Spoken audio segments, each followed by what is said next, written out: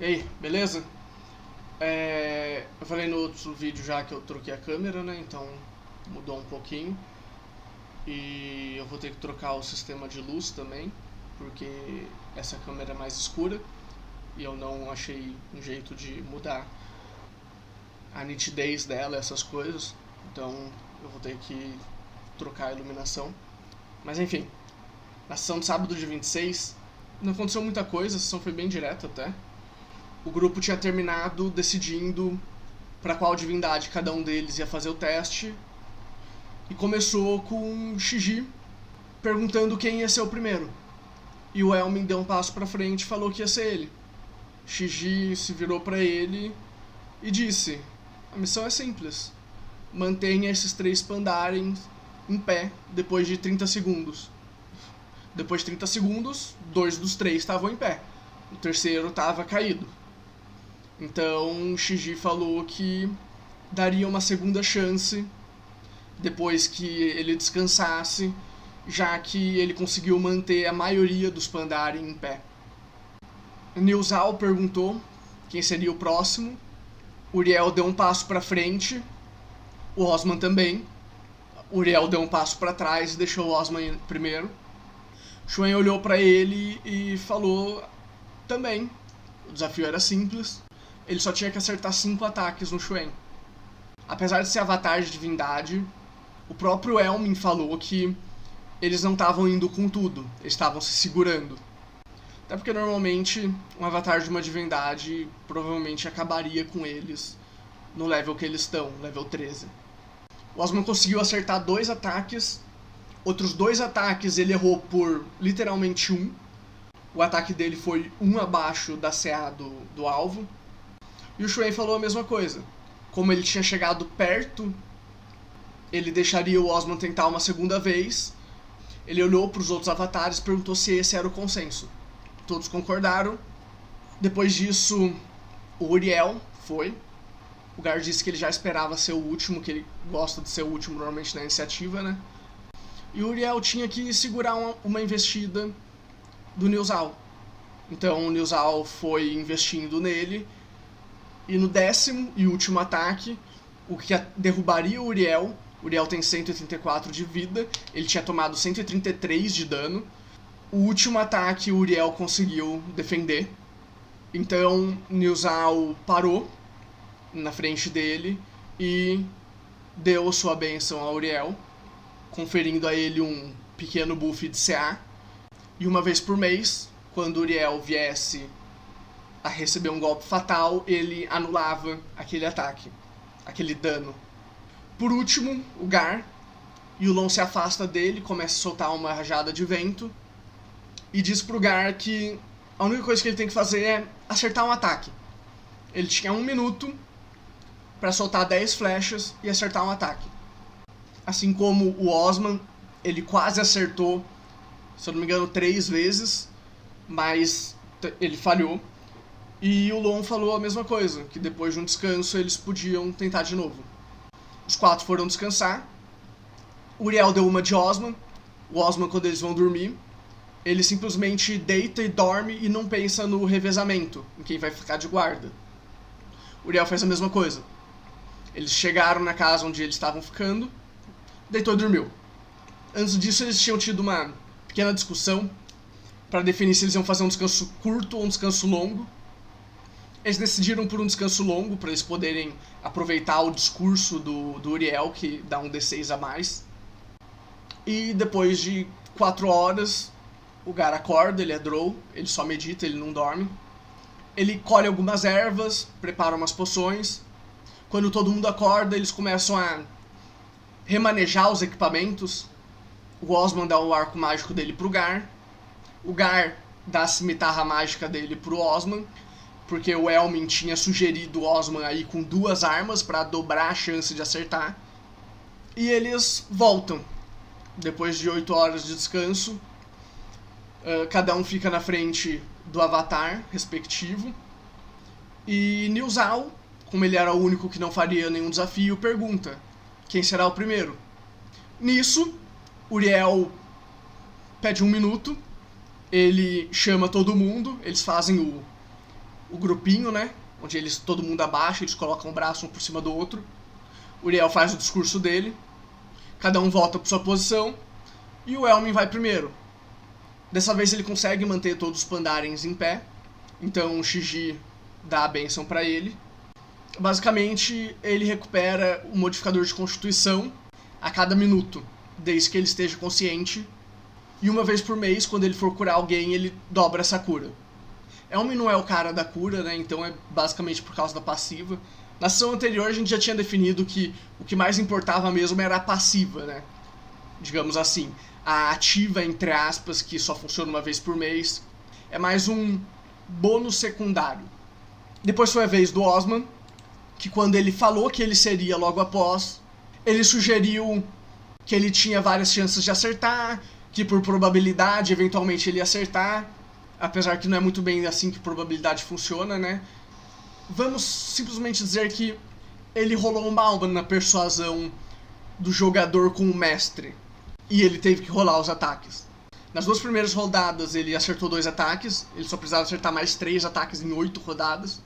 Ele acertou o terceiro na 5ª, e ele acertou os 2 últimos ataques na última rodada, né? Ele queria dar um pouco de emoção, digamos assim, acertar os 2 últimos ataques só no final, né? Pra todo mundo pensar que ele ia perder, e no final ele ia lá e passava. O terceiro ataque que ele acertou, ele até sugeriu que, como tinha sido um 20 natural, contasse como 2. Só que no ataque seguinte dele, ele teve um 1 natural. Aí eu sugeri que, como era um 1 natural, contasse como 2 falhas. Tem que compensar as coisas, né? Não pode nem ser fácil demais para um lado nem para o outro. Tem que manter ali. Até porque era uma questão de número de ataques acertados e não dano. Se fosse dano, até tudo bem, né? Ou crítico ajudaria, mas como não era dano e era acertos, não tinha o porquê. O Gar foi o último. No primeiro ataque ele já usou o D6 do Uriel. A soma, mesmo se ele tirasse 6, ele não ia conseguir acertar, mas ele não sabia disso, né? No quarto ataque, se eu não me engano, ele conseguiu acertar. Xuen deu a benção pro Osman, que é basicamente uma passiva do Bárbaro, né? Que se ele vê o ataque, quando ele fizer um teste de resistência, de destreza, ele pode fazer o teste em vantagem. Então é um ladino que já não toma dano se passar no teste, fazendo o teste com vantagem. Ele basicamente passa em qualquer teste de destreza. Destreza. Os outros ele vai continuar sem passar, provavelmente. E a benção que o Gar recebeu, de Yulon, ele coloca o modificador de sabedoria dele nas chances de acertar dos ataques à distância. E a ativa, ele consegue colocar um modificador inteiro. Se eu não me engano, o Gar tem 18 de sabedoria ou 20. Então, uma vez por mês, ele consegue adicionar um 20 no ataque à distância dele. E a ativa do Xuen, que eu deixei passar, é uma vez por mês, durante 1 minuto, ele consegue um segundo ataque. Ladinos não tem 2 ataques. Eu tinha falado que provavelmente o Elmin ficaria com o Xuen. O Elmin já tem 4 ataques por rodada. Então ele ganharia um quinto, uma vez por mês durante 1 minuto, né, por 10 rodadas. E se ele guardasse o surto de ação, ele teria os 5 ataques, mais 4 do surto de ação, seriam 9 ataques. Mas ficou com Osman, o que é bom. Ladinos só podem dar ataque furtivo uma vez por rodada, então ele tem o dobro de chance de dar um ataque furtivo. Assim como é uma vez por mês só, né? Então, depois disso, o Shiji fala a segunda parte do desafio, que seria juntar 300 elétrons, cada um, para fazer o item que seria o conduit deles, para conseguir invocar essas bênçãos no plano material, já que por eles estarem no plano astral, eles não tinham contato com o plano material. Eles tomaram 1 minuto para conversar entre si, o grupo, e o Uriel perguntou como eles podiam fazer para levar a ilha de volta para o plano material.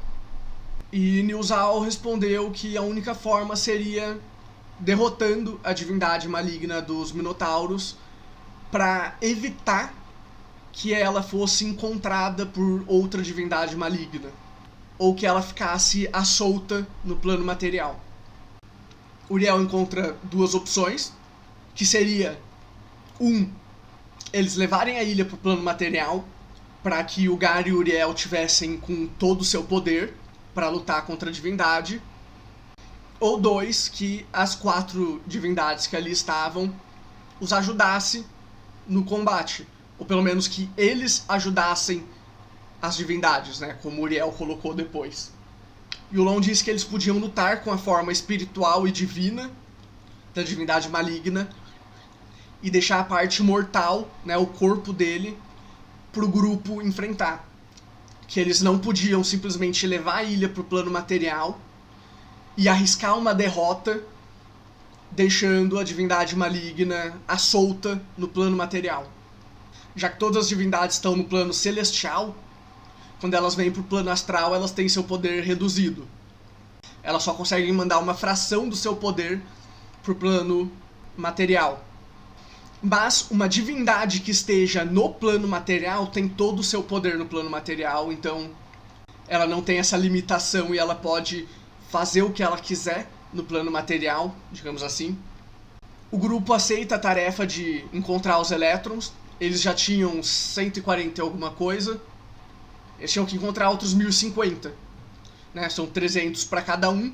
300 vezes 4, 1200. O Elmin ficou treinando com os pandas durante o resto do dia. O Osman foi ajudar a fazer as cervejas.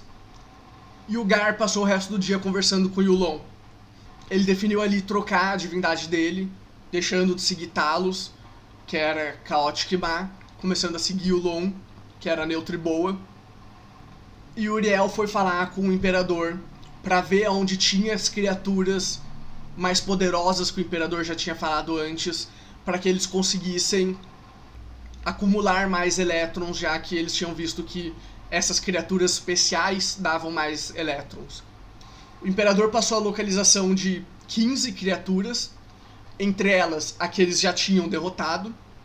O grupo decide ir até a Vila Fantasma que tem ao sul do campo de treinamento dos Pandaren. Eles descem, vão até o vilarejo. Eles veem cerca de 30 fantasmas de Pandaren lá. Os fantasmas parecem não prestar muita atenção neles. O Gark, por ter trocado de divindade, ele agora consegue castar magia, já que a divindade que ele está adorando está no mesmo plano que ele, né? A divindade sabe aonde ele está. Ele casta magia idiomas para compreender o que aqueles fantasmas Pandaren estavam falando. E ele pergunta para um desses fantasmas aonde que está essa criatura poderosa lá na vila. As 2 Pandarens que ele pergunta não fazem a mínima ideia de qual criatura ele está falando. Eles passam alguns minutos andando pela vila, né, procurando. Eventualmente o Osman consegue perceber, né, um mato um pouquinho mais amassado no centro da cidade. Tem uma rotatória, né, tem uma pequena praça no centro. E o grupo decide pedir pro Gar conversar com a criatura. O Gar chega perto, dá uma boa noite, não tem resposta. E ele tenta passar a mão aonde o Osman falou que ela tá pra ver se realmente tem alguma coisa ali. Quando ele chega perto pra passar a mão, a criatura ataca, saindo da invisibilidade.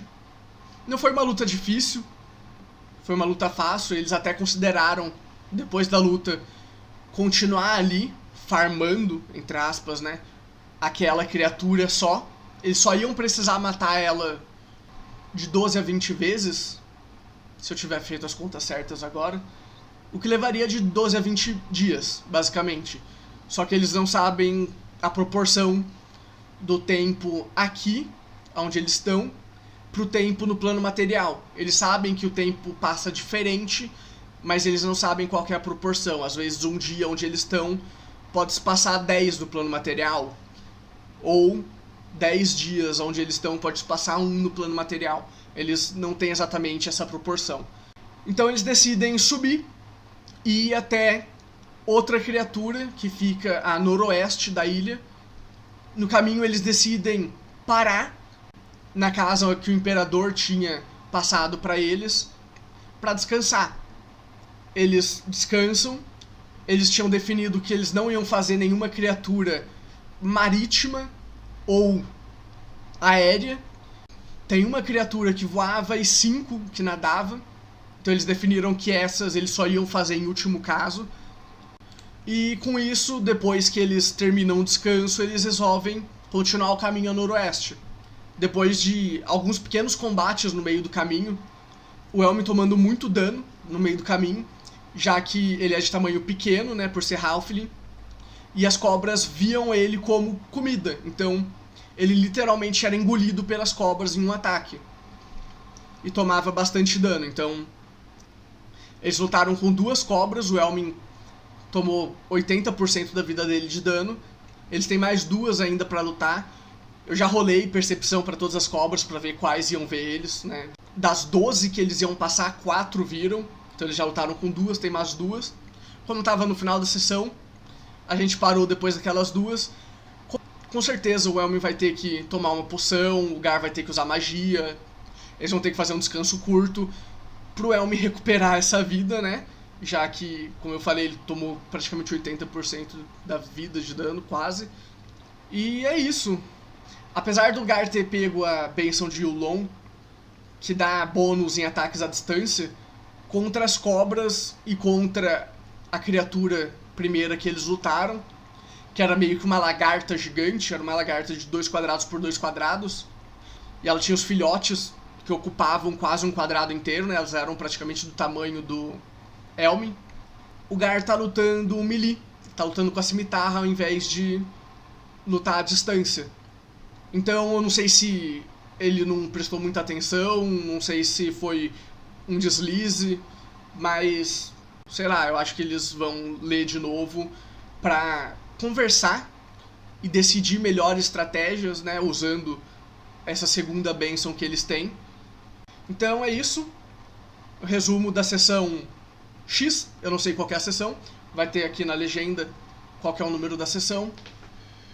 E agora eu volto a fazer vídeo, terça e sexta, 6 horas. Minha internet está um pouco ruim, então talvez o vídeo suba 7, mas entre 6 e 7 horas dá pra subir o vídeo. É isso, valeu, até sexta.